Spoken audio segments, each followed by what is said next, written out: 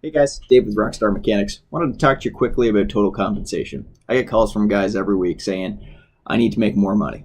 I heard that Jimmy down the street's making 30 bucks an hour. I'm making 28 bucks an hour. I know I'm a better mechanic than him. I need to be getting that 30. There's a lot more to your total compensation than just your base rate. So I want to talk about 5 things to consider when looking at a new opportunity. First is hours of work. What is the scheduled hours of work, and what can they guarantee you, and what are you likely going to be working?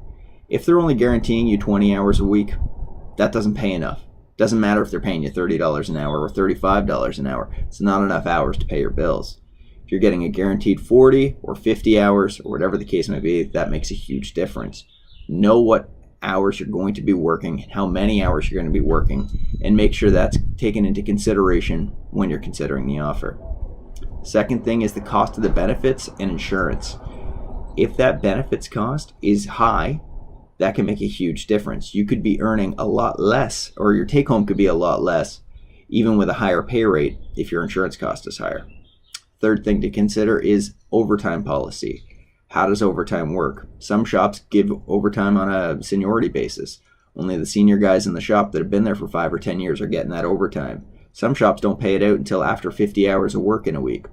Know what that overtime policy is. If you're getting overtime at time and a half after 40 hours, that's a big difference than getting overtime after 50 hours. Fourth thing to consider is the future potential with the company. If you get hired at a company at their top rate, say they hire you at $30 an hour and say, hey, this is our top rate, but we think you're worth it. Well, that's great that they think you're worth it. But that also means you're not going anywhere. That's where you're going to be stuck. And so 2 years from now, you're going to be calling me again saying, hey, now I'm at 30, but I need to be at 32. You want to join a company that you can grow with, that you can stick with, that you don't have to be hopping around. Find out what their pay range is and where you're being hired in at and what it's going to take to move up that ladder. Some companies have a very structured system in place. I'm working with a company in Detroit right now that they say for every ASC certification you get, that's an extra 50 cents an hour raise.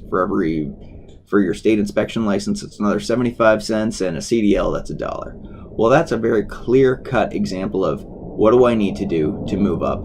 And if I'm starting at 28 an hour, how do I get to 30, 32, whatever? The last thing is the commute. People are spending $5,000 to $10,000 a year on maintenance costs and gas, being stuck in traffic, getting to and from work.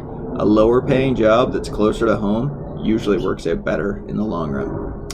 Hope this helps. Click the link below. There's a full article breaking it down a little bit further. And if you are looking for a new job, check us out at rockstarmechanics.com. We work with a number of different opportunities.